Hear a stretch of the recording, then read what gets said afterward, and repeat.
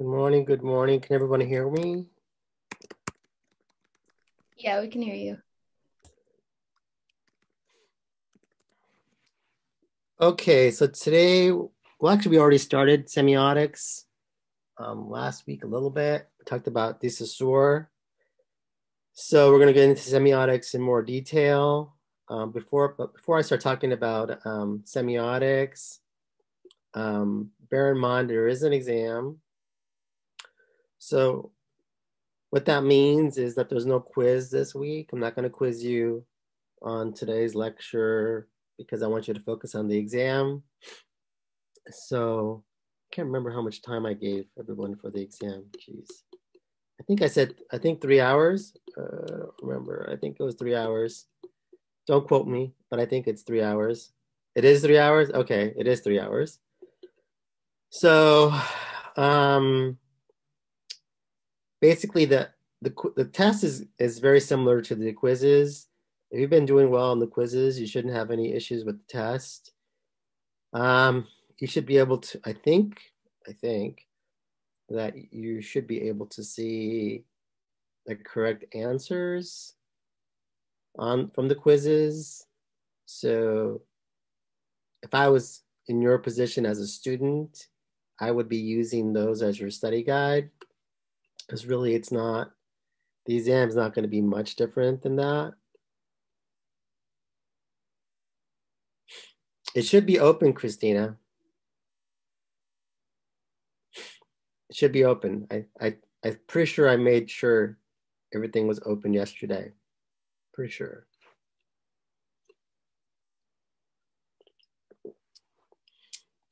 Oh, can somebody please double check to see if they are open? I mean, not right now necessarily, but just let me know if they are open because I thought I opened them up yesterday or Saturday. I can't remember when I opened them up. Okay, good. Um, so please take a look at those, review those. um, Me personally, I would use flashcards. Uh, Gosh, what else? Of course, if you want to study within a group, that's good. I think that's collective intelligence is good, in my opinion. What else? Any questions?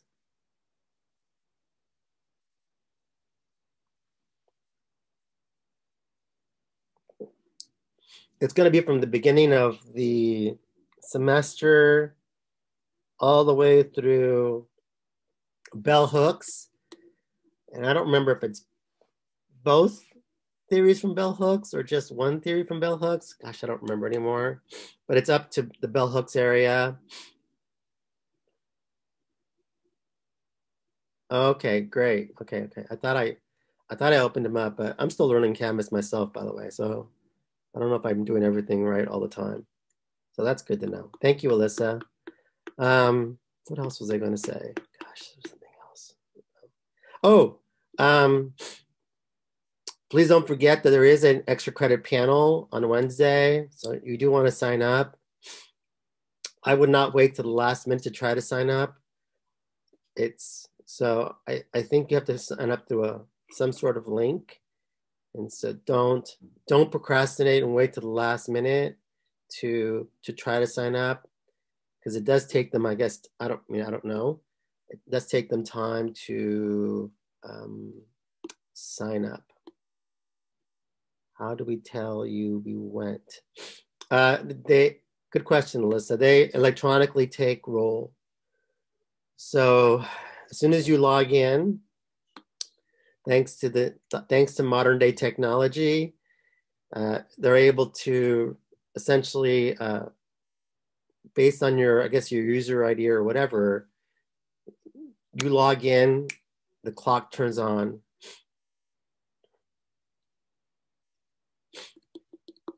I sent everybody an email. I think it has a link in it, but I'm not 100% sure. I forward you whatever I receive.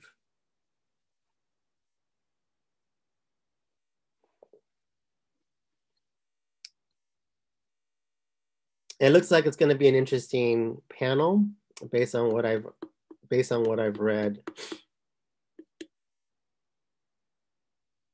Yes, thank you, Haley.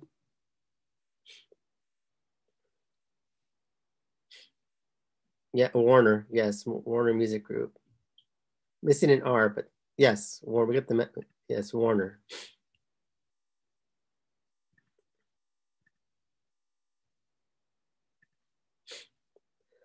Okay, is there any questions? So, just a little bit of review. De Saussure, at least when it comes to semiotics, is sort of like really the first, at least major theorist that centers on semiotics.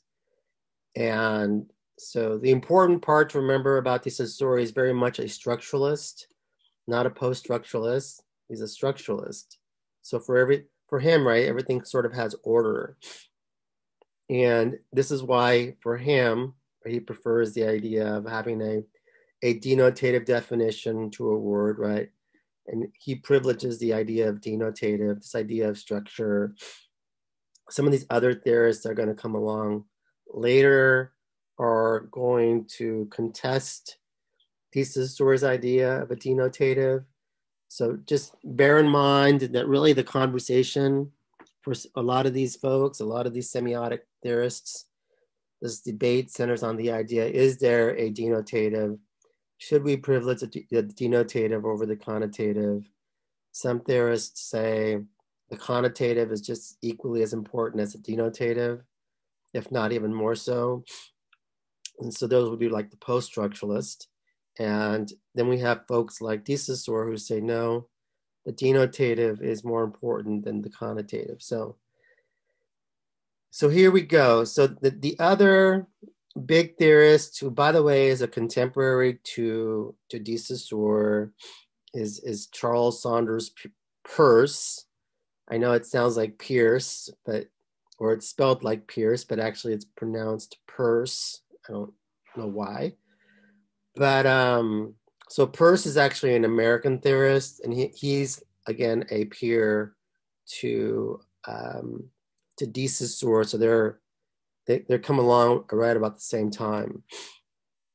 And so bear in mind, now this is where he agrees with de Saussure that everything's a sign. De Saussure also thought everything's a sign. Peirce also believed everything's a sign. Everything that you see, things that you smell, those sorts of things, things that you hear even, all those sorts of things are signs. And there's always a relationship that exists between the representment. So think of the representment as being the sign vehicle. It's the thing that you actually see. So when I say representment or sign vehicle, I'm referring to the fact of the actual thing that you see. Now, one thing that you'll notice about Peirce that's different than de Saussure, Peirce sees a sign as being made up of three parts, right? As you can see here, the representment or sign vehicle, the object, and then the interpretant, which is the meaning. And so these three parts is different than, let's say, for instance, what de Saussure says. De Saussure says essentially a sign is made up of two parts. Peirce says it's made up of three parts, not two, three. And so it's important to make that distinction that Peirce again sees a sign as being a triangle and not just two parts.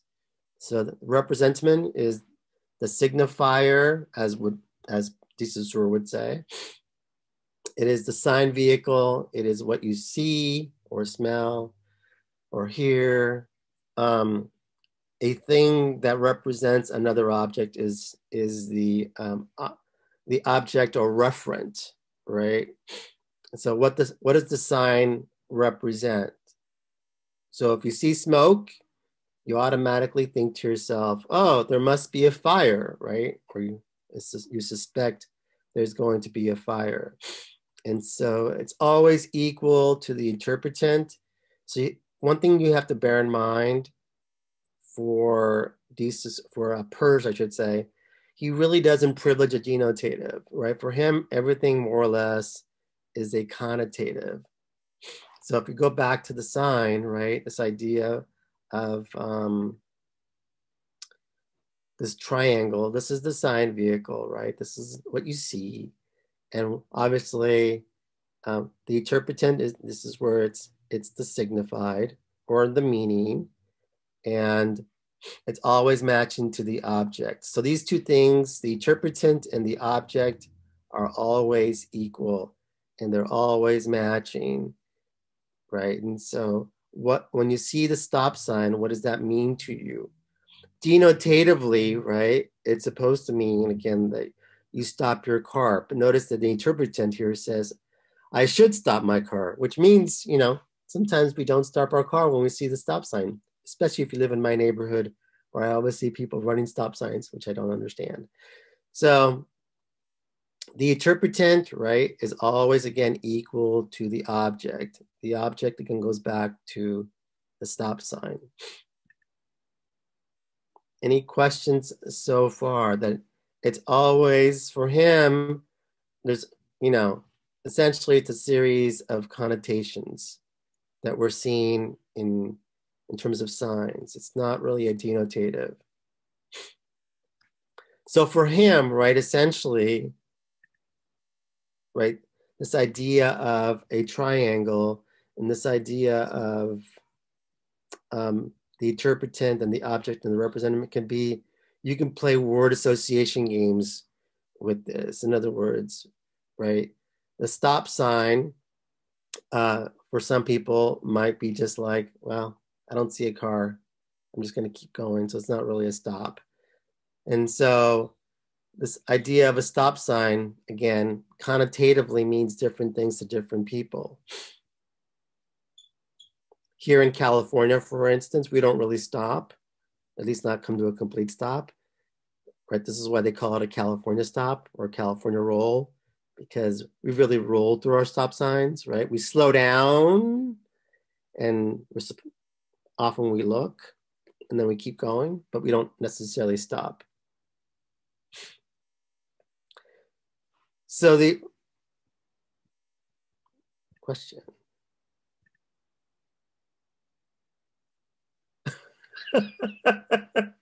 Nobody stops in Long Beach. Oh, it's true. I see that all the time too. Oh my God. I do. I'm guilty of it as well. Only when I know that I always slow down. But yes, Yeah. yes. The stop sign isn't really a stop sign. DC store would be very upset. Pers would be much more understanding. He'd be like, well, or it's a connotated. It's connotation. Exactly. So again, the interpretants are likely to have different interpretations of a sign vehicle of the stop sign. We live in different parts of the country, by the way. The stop sign really means stop. It really does. In other places, not so much, like I just mentioned here. So the important thing here to remember is always think in a triad, right? Again, the sign vehicle is what you actually see, the sign. And then there's the object, what the sign represents. And then it's always equal to the connotative meaning of what we're seeing, the interpretant. So always think of it like this. Oops. So this is by the way, another example of what I mean by this triangle, right? You see this picture of Emma Stone, the word, the image. That's the sign vehicle. And so what is this object referring to? Well, you refer to it as an actress. That's always equal to the interpretant or connotative meaning of what Emma Stone means. And again, going back to the idea, we can play word association games with everything that you see. For some of you, right, she may be an actress. She might be a good actress. She might be an Oscar winning actress. She might be a redheaded actress. She might be a bad actress. She might be a good dancer. It's this sign vehicle of Emma Stone can end up meaning lots of different things to lots of different people, depending on whether or not you're even a film fan, right? For some people who don't watch movies, for instance, may not even be familiar with Emma Stone. They might just, right, they might see this picture and they might say, well, it's a woman, I think. It's a redheaded woman, I think. But that's it. They couldn't tell you that it's actually Emma Stone. So in some regards, right, these signs are also, in some regards, are also really culturally specific. Does that make sense? Questions? So again, you got to think of, for PERS, everything's a triadic relationship. There's 3 elements. There's not 2 elements like de Saussure. And so just to kind of flesh it out and just to kind of like give you a more detailed definition of what PERS means by these 3 triads or 3 elements of a sign. Again, the representment, right, is the sign vehicle, it's the word, it's the symbol, it's the image. So for de Saussure, right, he would call this the signifier. This is the signifier. And the thing that it represents, it's a thing that represents another thing, right? It's the object. And so this is where it's a little bit different than de Saussure. He doesn't acknowledge the idea of the object per se. And so what does that sign, what it means or represents, and we must be able to identify the representment. So again, culturally, right, we have to know, when we see that stop sign, we have to know what that means. Now, oftentimes in other countries, if you travel to different countries, they don't use obviously the word stop because not every country speaks English, but they do have the same sort of the figure, right? The shape of the sign is similar, if not the same, and it's also red. It just uses different words, right? Like it might use the word alto, for instance, if you go to Latin America, which means stop. So the word's going to be different, but the shape's going to be the same. So the interpretant, again, the idea invoked in the mind by the sign is equal to the referent. So after the interpretation, right, another thing might pop into your head, another image, another symbol, another word might pop into your head. So this is where it's just, constant word association with PERS, because for PERS, it's no such thing as denotative. It's just a bunch of connotatives. And it's just, you can play connotative word games with PERS until you die.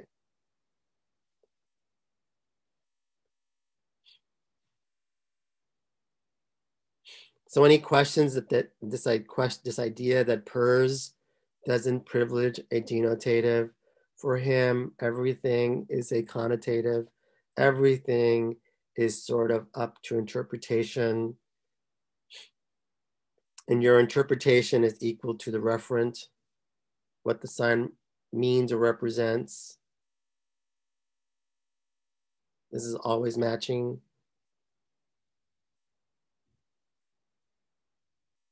Or at least close to matching. Because really the object says must stop here, and the interpretant says, well, I should stop. Doesn't mean that they're going to.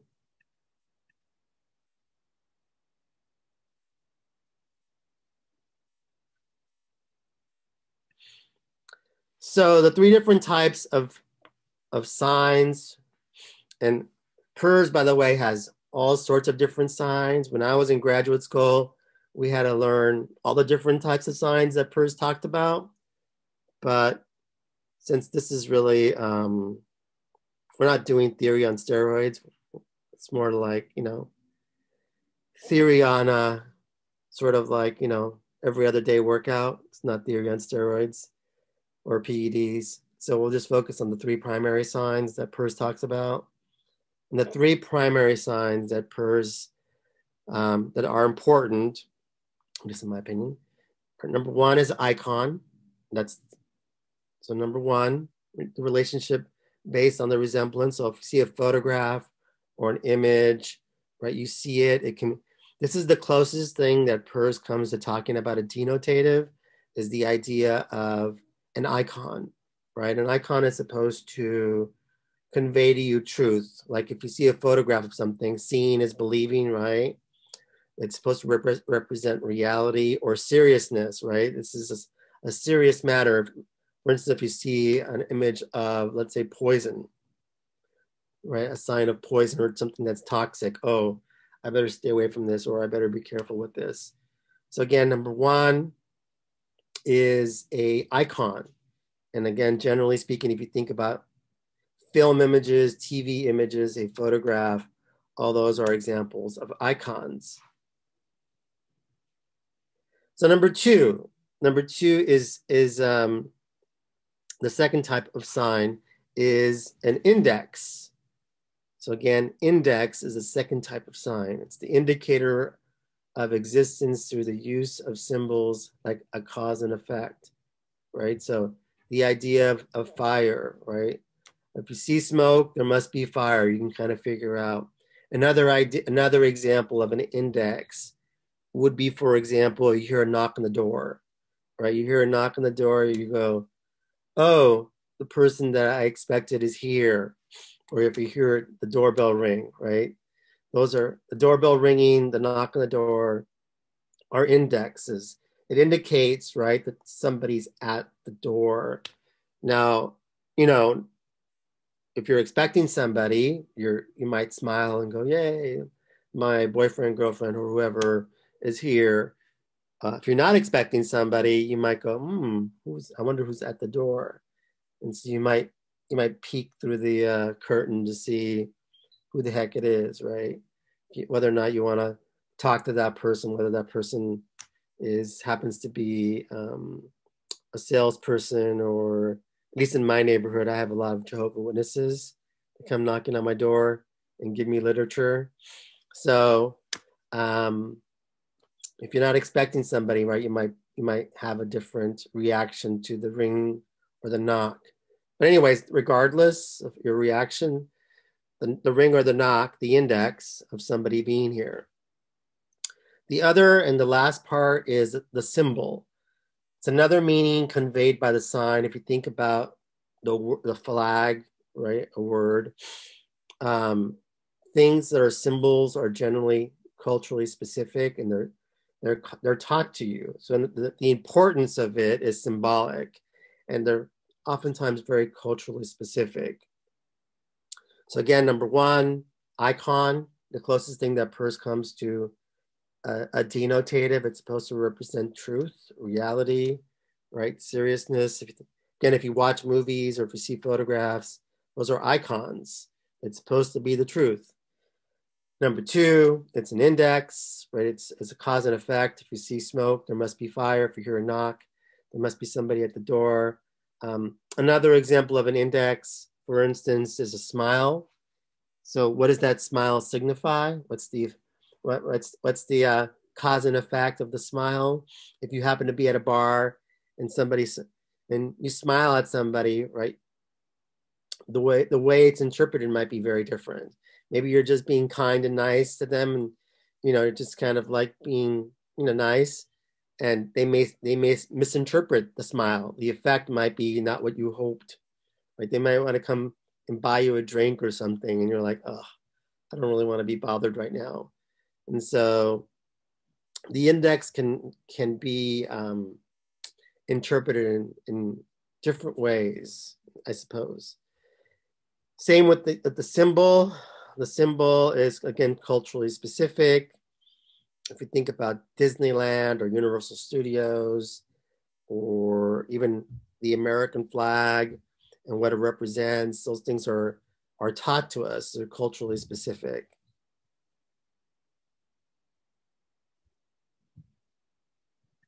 So for instance, here we have, in this case, you just see the word, right? BTS.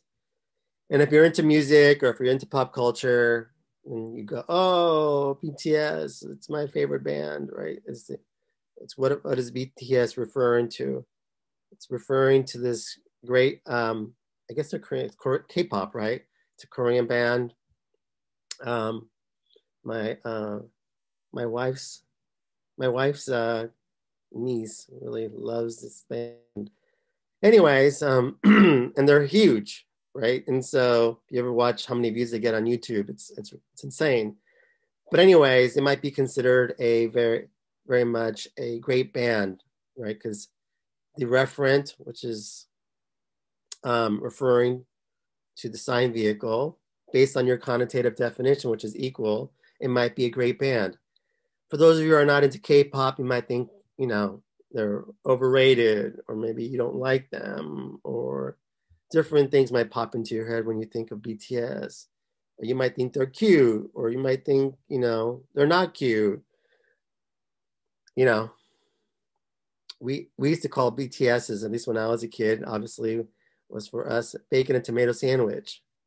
We used to just call it BTS, but obviously that doesn't mean that when it comes to this in this particular case. Do you like BTS? Bacon and tomato sandwiches? Yeah. You know what I mean. No, no, I don't. But that's fine. It doesn't matter. I'm old, so it doesn't really matter what I like. It's pop culture. So um I think it's cool that I think it's honestly, I mean, I don't love their music, but I think it's super cool that, other that places that are not traditional places of pop culture that are producing pop culture and they're affecting us. I think that part is awesome. The fact that we're being influenced globally by all sorts of different kinds of pop culture. I think that's super cool. Now, do I like their music? Nah, not really. But I think socially it's cool. Do you know what fan cams are, Professor Puente? I do not. Okay, fan cams are basically like somebody will take somebody they really like, or let's say it's one person or like a musical group like BTS, Uh-huh. and they'll like make a compilation of like, I don't know, shots of them when they like look attractive or funny things. And people on Twitter, like Christina and Darren were saying in the chat, they're Uh-huh. like crazy for BTS. They literally will post like, let's say like President Biden will post something like, "Oh, I'm going to increase the minimum wage." They'll be like, "Yes, President Biden," and then they'll put a fan cam which has like absolutely nothing to do with um, um, Biden's tweet, but it gets like so many views. The reason they do that, they just do that for views. Anyway, their fans are pretty crazy. That's what people were saying in the chat. Is their fans are So pretty, they have a pretty hardcore fan base. yeah, pretty intense. So Hmm. Hey, I think it's awesome socially speaking that we're living in an era where we're being affected by pop culture that comes from all over the world. I think that part is awesome. Me personally.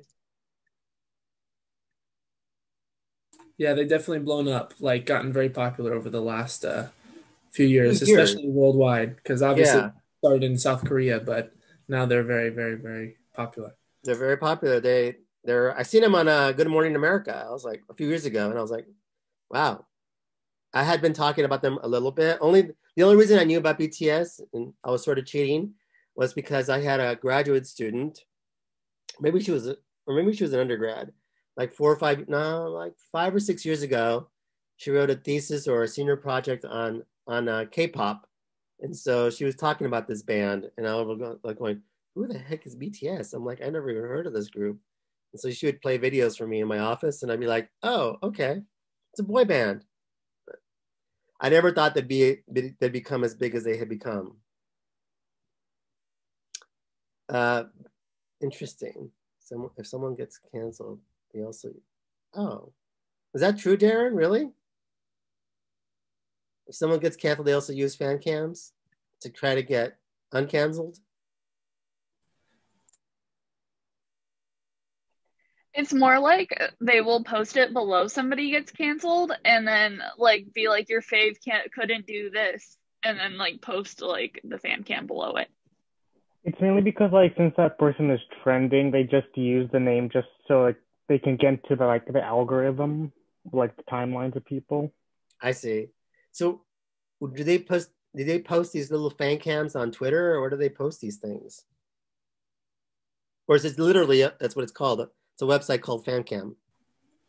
No, they're Well, I don't want to cut anybody off if they're going to answer. No, go ahead. Go ahead. But yeah, they post them usually on Twitter. It's just called a fan cam, but I think it's like a style of video, basically. They're usually like 30 seconds or less or something. I don't know. I And see. they're just like, yeah, edited, like Alyssa's saying, an edited video of, their favorite celebrity. So in this case, it would be BTS. And they post it, like Darren was saying, to get views under like trending celebrities or whatever, and then they get like their rank up. Like even if you don't watch it all the way through, if you like click it and see it for a few seconds, I'm pretty sure it counts as a view. So they'll get like 15,000, 20,000 views because of how many people are looking at that specific tweet. Wow. Times have changed, man. It's very interesting. Great.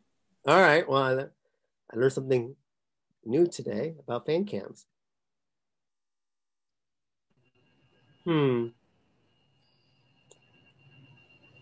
Really interesting. Okay. Wow. All right. So this is, I'm way behind. Okay, I got to catch up on this fan cam thing. Okay. This is really interesting. So what I'm referring here is an icon, right? This is all examples of icons. So the thing about an icon is that it's sort of a universal definition. And so even if you don't speak English or speak the language of that particular country, you understand the sign, right? Even without you knowing the language. Why? Because they're using icons, right? And with these icons, they're communicating to you something, even if you don't understand the language. Although I've never seen the actual falling cow in the sign over here on the right-hand side.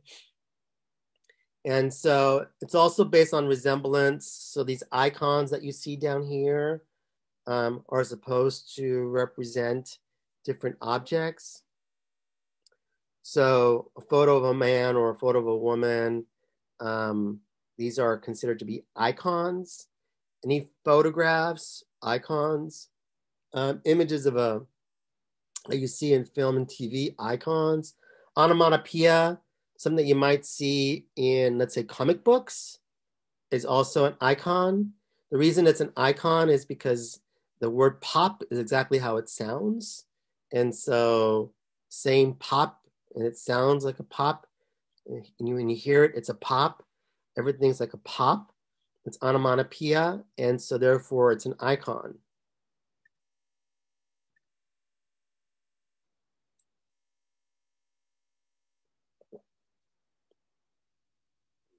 That's true, Christina. No question. I've seen chowder fan cams. Chowder. So any questions on for him again, for PERS, this is the closest thing that we come to an icon. I mean, not to a denotative in terms of definitions.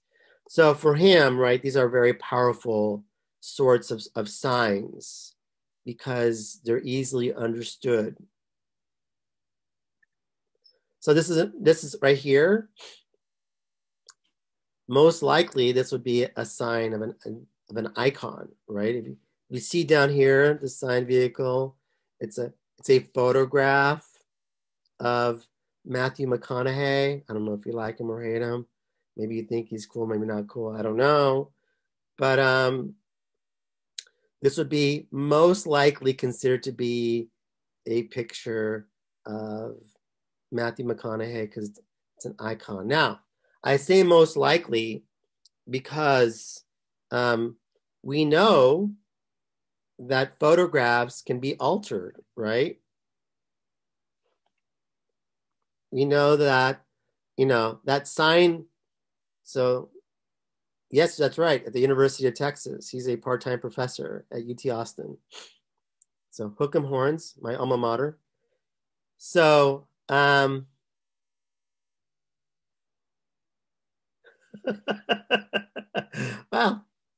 I'm sure lots of women feel that way, and men probably too. About Matt McConaughey. What else was I going to say about him? Oh, so I say most likely icon because, again, signs, especially in the modern era, can be altered, right?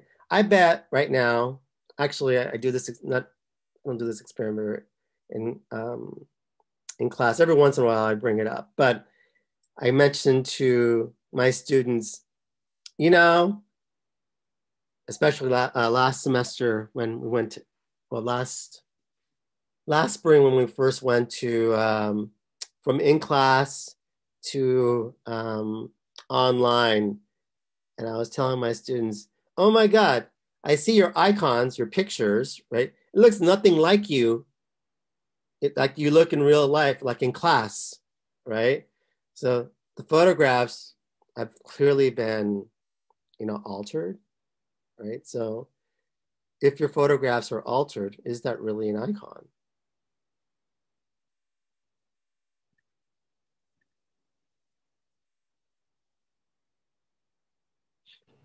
Can you go over what does equal? The referent equals the interpretant. Is that right? correct? Okay, gotcha. These two things are always equal, right? Or at least they should be equal. But for the icon, right, it's supposed to be equal. These two things always match. And again, I bring up the idea of altering photographs or altering things that you see, because things can be edited. So again, is it really an icon if it's been edited? So moving on, we have, this is an index, right?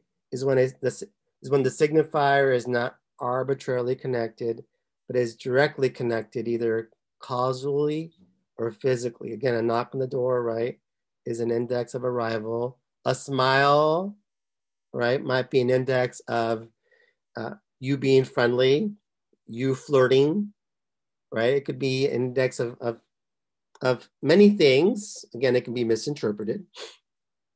So most facial expressions, so think about how actors and actresses and how people in general, right, use facial expressions, which again are an index. And so we as humans look for signs on how we're going to react to this particular index. So, so does a smile really represent happiness? But it isn't a direct representation of happiness. So for instance, right, when I used to teach in my in-person class, some of my students who aren't from Southern California,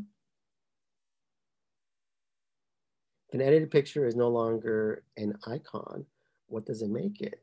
It makes it a symbol. It's a symbol of you, Alyssa. So for instance, if you saw an old picture of me when I was in high school, right? It's no longer an icon of me because it doesn't look like me anymore. It was a symbol of what I used to look like with hair and everything like that. much thinner and athletic, no longer like I look now.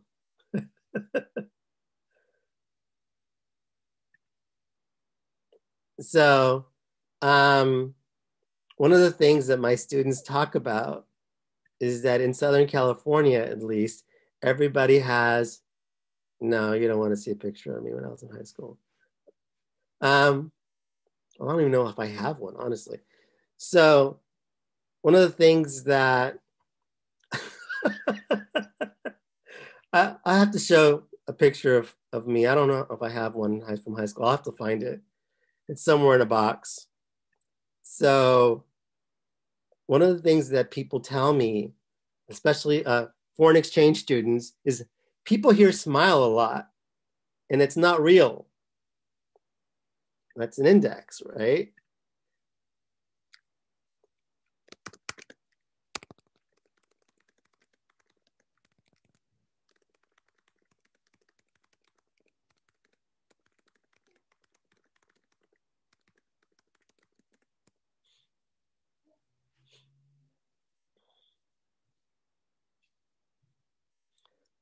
So that's true, you're right. So again, right, an index is you have to like sort of figure it out and go, okay, is that a true representation of happiness? Because it's true. When I first moved back to California after I had been living in Texas and I'd been living in Maryland, I totally forgot about the idea that we here in Southern California, at least, we have a lot of fake smiling, right? And it's fake. It's not, it doesn't, as somebody just pointed out, it's not a true representation of happiness. It's something else. I think people are going to stop smiling as much because we haven't been smiling due to COVID because of the masks. And so post That's a good COVID, point. That's a good point, right? I post wonder COVID, how, you're just going to, nod at somebody, whatever you do, I guess.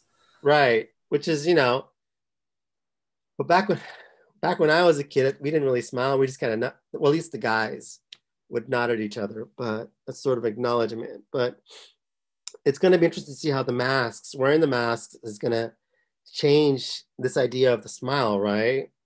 Because at least here in Southern California, our smiles, for the most generally speaking, of course, is not a true indication of happiness. It's a fake smile.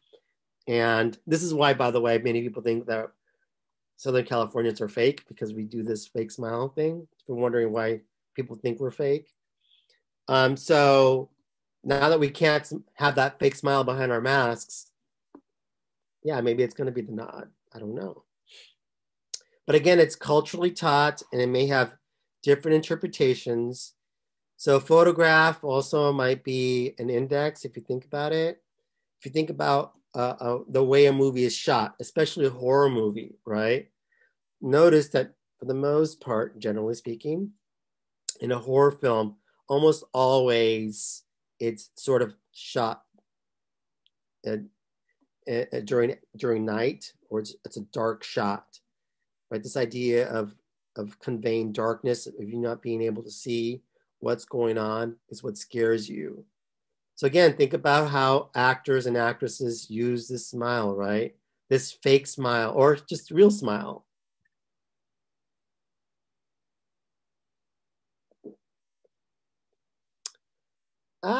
Good point, Helen. That's good.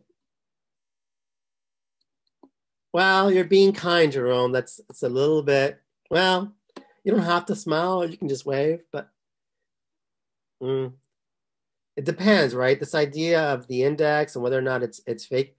Some people who are smiling at you, sometimes you can really tell they're smiling at you and really happy to see you.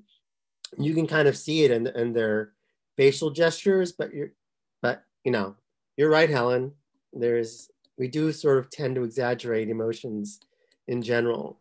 Yeah, by that I mean like when you hear someone say, "Oh, it's the best day of my life," but every day, or like this is so amazing, and it's like, for example, in Europe we will not say that. We just say, "Oh, this is cool," or but something like just going to a restaurant, we're not gonna say, "Oh, this is so amazing." Right. I understand. Yeah, we do that. We tend to do that here. That's just not just, by the way, that's not just Southern Californians, that's Americans. That's an American thing versus a Southern California thing. In Southern California thing, we do this a smile for sure. And so again, right, when you do the sign vehicle, the smile, right? Obviously, the connotation here is that you're smiling, the referent, you're referring to this. But again, right, does it really convey happiness? It might not. It really depends on the context of the smile. When are you smiling? Who you're smiling at? So this is where, you have to kind of like interpret the smile.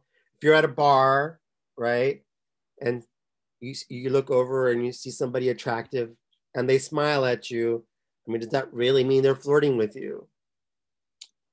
I mean, maybe and maybe not, right? They might just be being friendly or just acknowledge your existence. So this is where you kind of have to be able to be good at reading people, because the index is not always very clear about what that smile really means, or that emotion that you're seeing on somebody's face. It's hard to tell sometimes, and it's culturally taught. So this is another example of an example that I've been using quite a bit when it comes to the index, again, generally speaking, you see the smoke, right? You see the smoke. It's interpreted as, oh, I see smoke, there must be fire. So, and again, these two things are generally speaking very much equal, the interpretants and the objects, what you're referring to. So any questions on this idea of the index? As my son just fell and cried and is crying.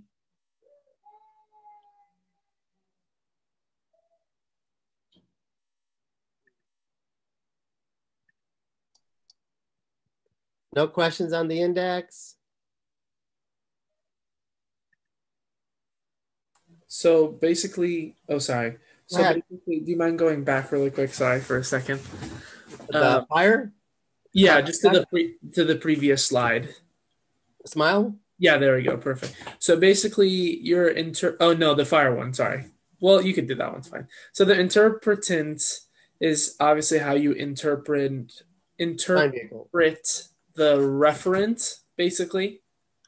Right. Okay. So obviously like that example was like the fire. You're like, oh, it's a fire because the referent is like, oh, because I'm seeing smoke. Right. Okay. Gotcha. Okay. So in your head, right, what pops up is fire. Gotcha. And you've been trained, you've been culturally taught. This is not something we learn overnight, obviously. When you see smoke, you have to go, oh, this is a fire. If I told my 2-year-old son, well, smoke means fire, he wouldn't know what that even meant. But over time, we're taught, oh, smoke, right, could mean fire. Gotcha. Of course, what that fire might represent might mean different things. Like the idea of smelling smoke or seeing smoke, I need to get out of here. Or it might just, if you're camping, it might represent, okay, warmth, something good. Gotcha. Awesome. Thank you. Mm-hmm. So the last major type of sign that we'll talk about is the idea of a symbol.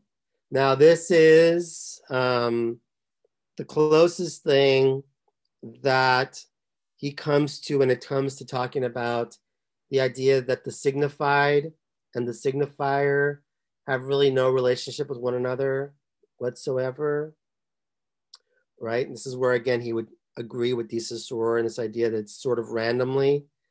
There's no real link. We've been culturally taught over time that there's a link between the signified and the signifier. And so for the symbol, right, there is no link at all what it represents. So we're taught what Walt Disney means, right? What it represents.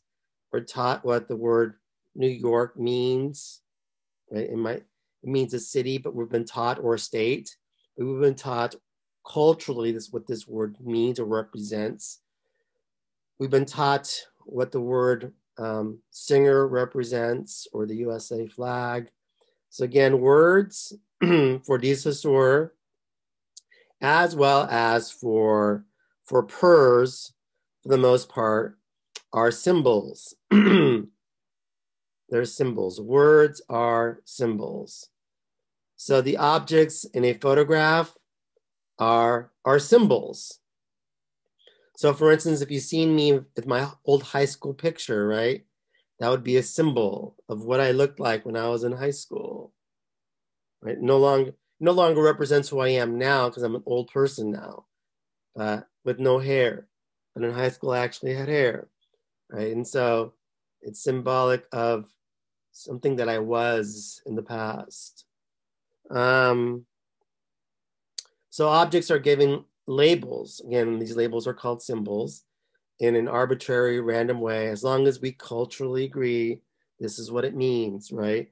Netflix is a streaming service, or it mails you DVDs, depending on how you agree. HBO is a premium cable network. We agree to this. ABC, right, is a traditional television network. And so the New England Patriots are a football team. And so these are just random labels. We're just taught what these things mean.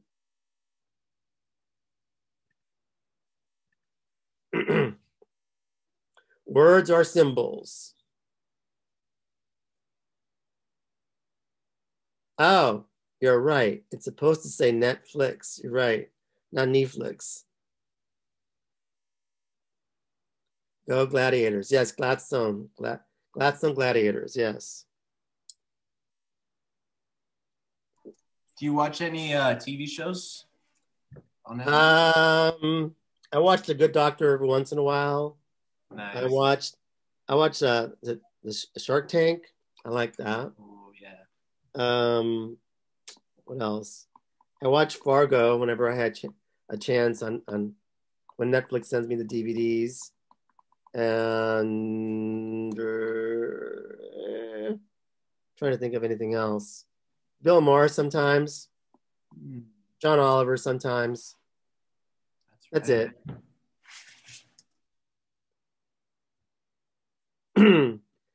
So, for instance, all these down here are all symbols.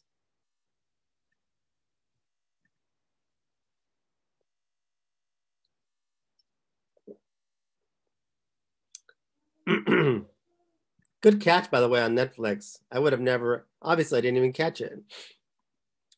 You should be an editor in the future. So, but anyways, these are all symbols. These are the sign vehicles that's open to interpretation. It all depends, right, again, on what this sign means to us, right? What is this sign referring to, and what does this mean to us? The thing that we see. I have a See question. the Nike swoosh, right? What does it mean? We see a Nike swoosh. What does that sign mean to us?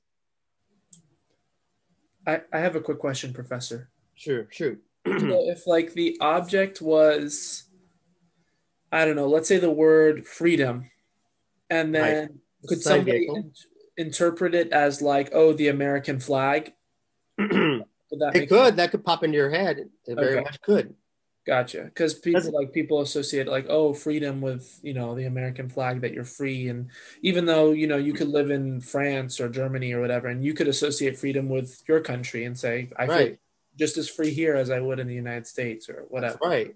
As a matter of, and some people might look at might you see the word repression and also use the American flag. True.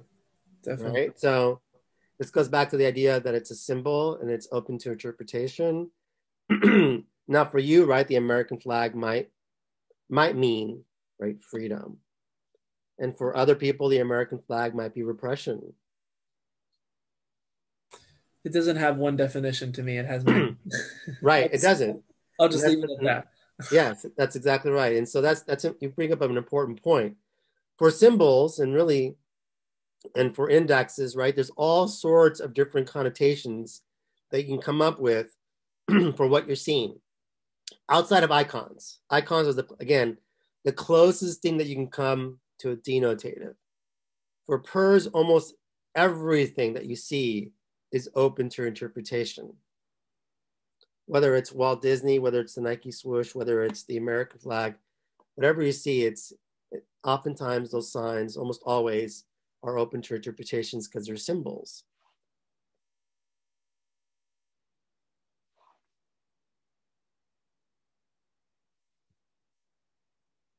Questions? So, is it possible, right, based on everything that I've been discussing about PERS and signs, is it possible to have all three in a single image? Is it possible to have an icon, an index, and a symbol, right, in an image?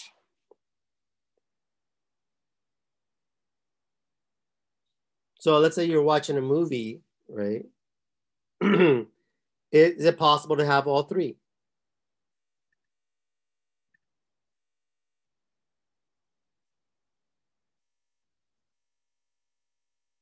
Yes. So yes, Danny's correct. Alyssa's correct. Christina, I think you're correct if you're leaning towards yes. So yes, it is possible to have all three in an image, right? So for example, here we have an icon, obviously, of a wall, right? This is a wall, a brick wall. And so the index, right, if you think about what does a wall represent index-wise? If you were to touch it, right, or if you know anything about a wall and what it represents, you're like, this is something sturdy, something very hard, right? Maybe cold, but it's something that you really, it's kind of an immovable object of sorts, right? It's an index. So what does that icon represent, culturally speaking? Or to you, I should say. And then symbolically, what does that image mean? So, and it might mean different things for different people, right? Symbolically, it could be like a barrier, right? This idea, for instance, building a wall between Mexico and, let's say, the United States. It's a wall, right? Symbolically, it separates people. Again, that could be culturally taught. I don't know how many of you have ever run a marathon, but one of the things what happens, and this is when I used to run marathons, I don't run marathons anymore, but at least not recently. But anytime you see a wall when you're running a marathon, it's really, you usually see the wall, by the way, at the 20-mile mark. So I don't know if anybody's ever gone to watch your friend, or maybe you've run a marathon, but usually the wall, there's an image of a wall at the 20-mile mark. Really what that means at the wall is essentially at the 20-mile mark, your body runs out of glucose and it starts to cramp up. And so your body physically hits a wall. So for anybody who runs a marathon, right, they understand that at the 20-mile mark, your body literally hits a wall where it no longer wants to go any further, right? It physically, it feels like you can't go any further because your body really starts to seize up. You start having a series of cramps and all sorts of things. So really, if you run a marathon, there's really two races that they would say in the running world. There's the first 20 miles, and then there's the last 6 miles. Because the last 6 miles, you kind of have to gut your way through it. Does that make sense that you can actually have all three in a single image?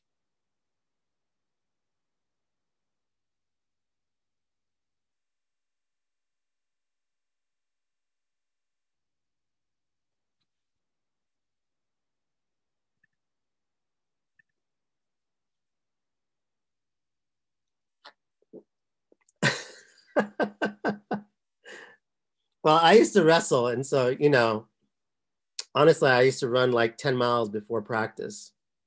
And then we go to practice and work out for 3 hours. And then I would run another 5 miles after practice. That's because I was cutting weight.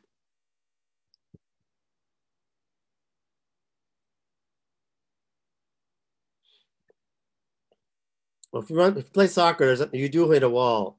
In soccer, you typically hit the wall, if you ever play soccer, high-level soccer, at around 80 minutes. Your body starts to seize up. And this is why, if you ever watch soccer matches, most scoring that occurs at high-level soccer usually happens in the last 10 minutes of a game.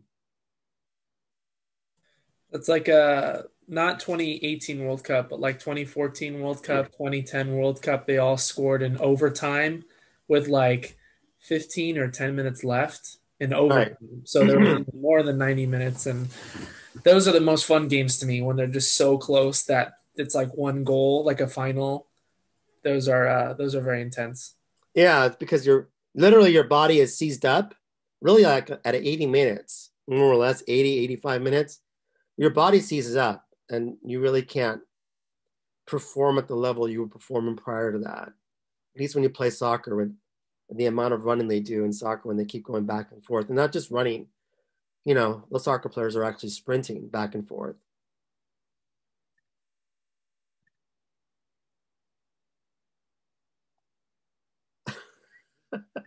It was a penalty. I don't know. Who knows? So I don't know if it was a penalty, by the way. It might have been. It shouldn't have called it though. Anyways, so for PERS, right, signs do not have intrinsic or positive value attached to them. For him, everything's sort of a neutral, right? We are the ones that place intrinsic value or positive value or negative value on something. Also, it's the idea of the interpretant, right? We place signs into hierarchies. If you think about how we place brands or things based off of categories into hierarchies, he refers to those as signification values, right? We place value on a brand. So this is why the idea of branding is very important. If you think about the branding that we talk about in either Com 449 or in your branding classes for PR or for advertising, the image of the brand becomes very important, because the image, right, that we see of that particular brand is we automatically or very quickly place that image into a hierarchy with other brands within that similar category. And so, and PERS would refer to that as signification value. So think about, right, how often or how we're inundated in today's society by icons. Some of you guys mentioned the fan cam, which I have to check out. That's very interesting to me. So think about how we tend to see things in very short snippets, right? Whether it's photographs, whether it's tweets or things on Snapchat or TikTok, so think about these very quick images that we tend to see. And in the past, right, seeing was believing, because the idea of images, right, it must be true if we're seeing it, because an image or an icon is supposed to represent the truth or reality. And so, but does it really? So again, think about the icons. Is seeing really believing?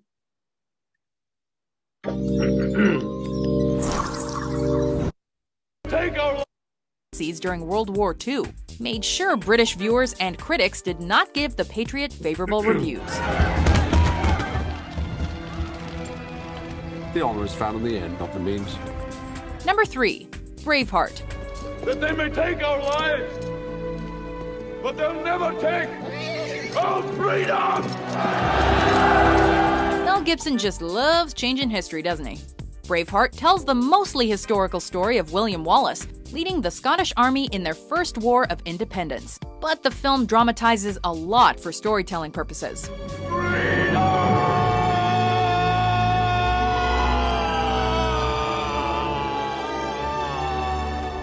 For example, the time period is off.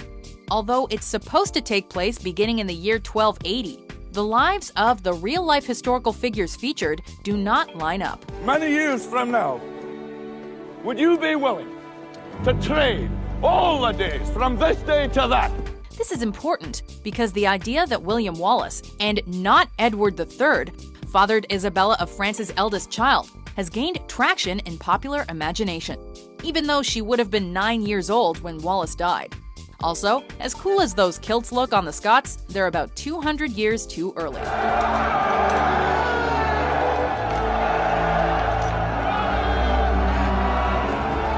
Number 2, Pearl Harbor.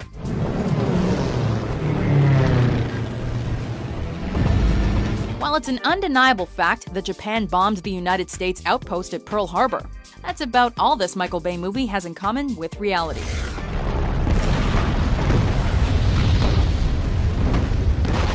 Aside from relatively small details like out-of-time planes, and the fact that the main characters are entirely fictional, some real historical events were altered for effect. You are so beautiful, it hurts. It's your nose that hurts. I think it's my heart. To name one such example, Admiral Kimmel was not golfing the morning of the attack, and was not warned of the Japanese embassy leaving Washington prior to the attack. Admiral, Naval Intel intercepted a transmission from Tokyo to the Japanese embassy in Washington, instructing them to break apart all decoder machines and burn all secret documents. But the most heinous of all, even to Americans, might be the scene where President Roosevelt stands up from his wheelchair for the purpose of a dramatic speech. Do not tell me it can't be done. Before we change up history with our top pick, here are some honorable mentions.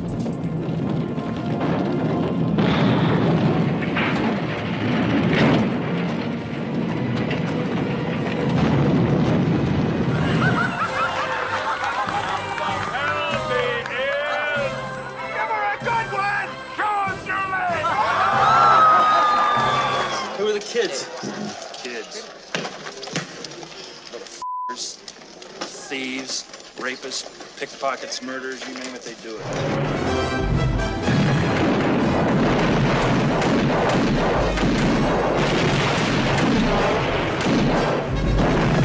They belong to the God, he says. They will do his work forever.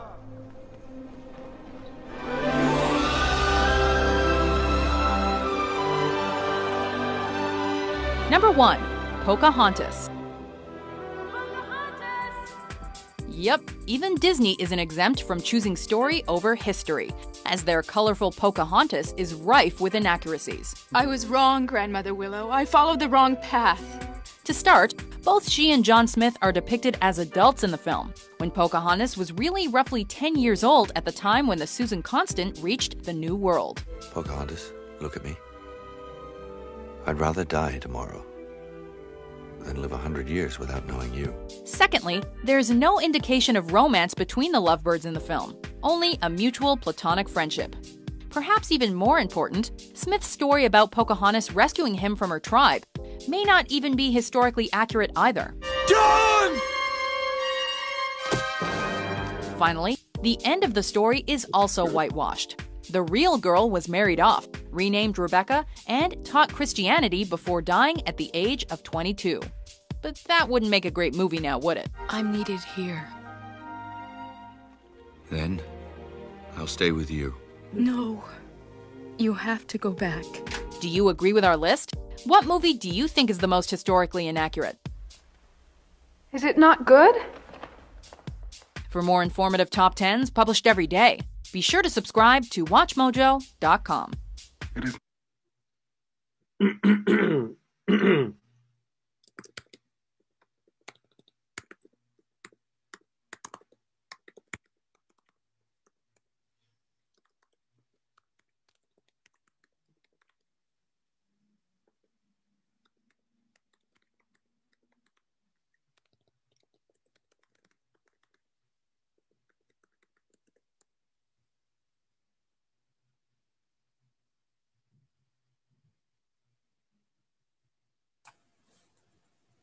I was just going to say, I think now with the internet, well, I guess with the last 20 years or whatever it may be, 20 plus years, but especially recently, when movies are said based off a true story, I tend to look it up after the movie and be like, I'm curious, what's true and what's not true? And not just from like one website, but try to look at a few different websites and see what they say. If they all say a similar thing, like, oh, you know, in reality, this character was actually a woman and not a man, but they made it a man for this movie, then it's like, right. Oh, that wasn't true, you know? So that's kind of what I tend to do. So I don't always believe as much as maybe I would when I was younger. I tried to kind of, you know, look up the true facts before jumping to a conclusion or assuming that it was telling the truth. I wish more people were like you, honestly. Because think about how quickly things spread. Just because we see it, and it might be inaccurate, but they spread like wildfire, especially virtually. Definitely.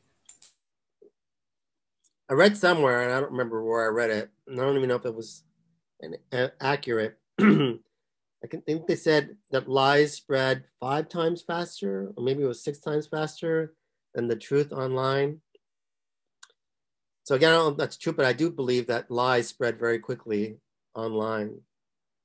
And so I do wish, was it Alex that said that? No, I do wish there was more viewers or consumers of images that were like Alex and did their research before they believed everything that they watch, especially that's based off of the true story, as Alex has pointed out.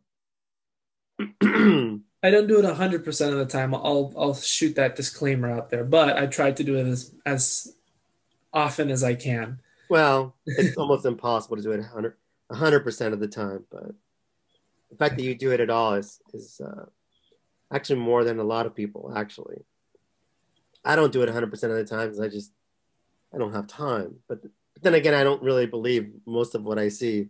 I kind of go, really? Is that really true? I don't know. Yeah, sometimes you see something, or I see something at least, and I'm like, I don't really know if that's how it really happened. You know, it could be whether it's an American movie and they're very kind of propaganda-ish, and they're like, oh, look, the Americans come to save the day, and it's kind of like, well, I really don't know. And then you look up and you see, oh, well, that's not, that happened to an extent, or not, or how the American history books always claim that, because of America, World War II was won, when in reality, like the Soviet Union played a massive role in defeating the Nazis. So it's all basically how you interpret it.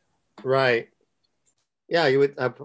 England and Russia carried most of the burden of the war. Those two countries,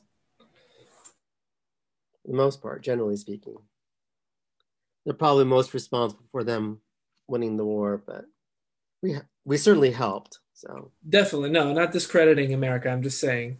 I know what you're saying. Yeah, it's not like we see in the movies. Exactly. So any last comments? Because it is already, my God, 11:15 again. Time flies. And so is there any questions about the exam? Anything?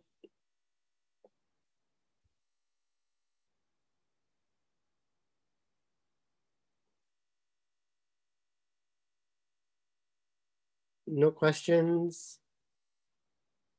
There's no quiz this week. Yes, I'll be posting another lecture on Wednesday, but I'm not going to hold you accountable, at least not for not until the following week.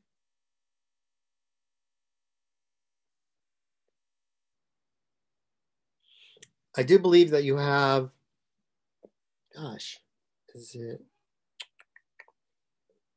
did I say Saturday or Sunday?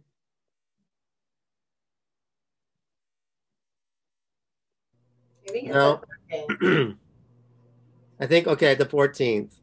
So you have until the 14th Sunday to take the exam, yes. But I will post up a lecture on Wednesday for those of you who want to stay current.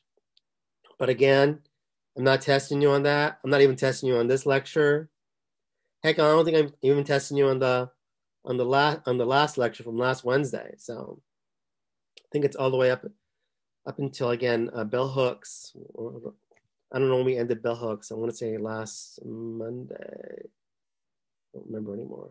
Everything's sort of blurry now.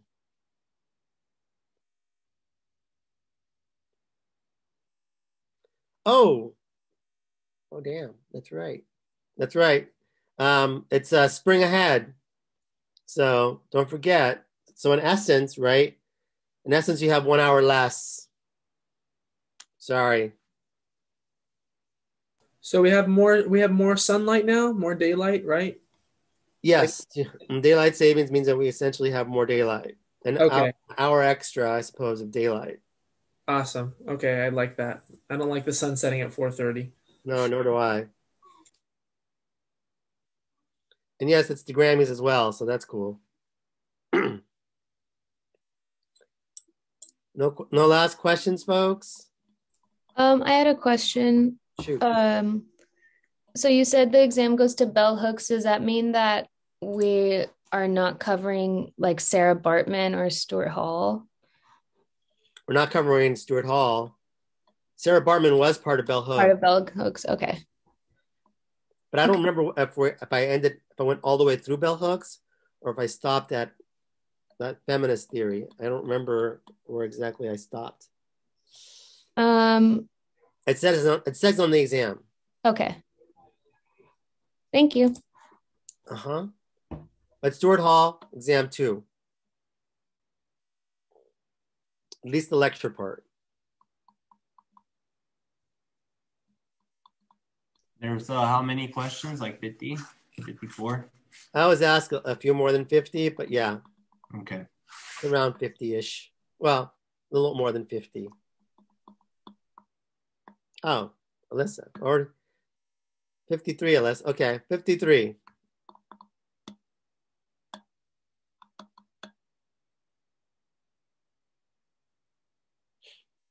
Any other questions?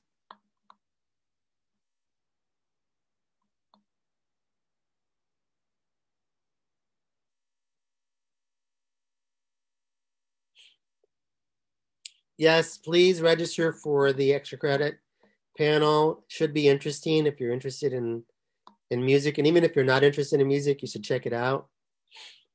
Yes, 5 points again, Christina, sorry.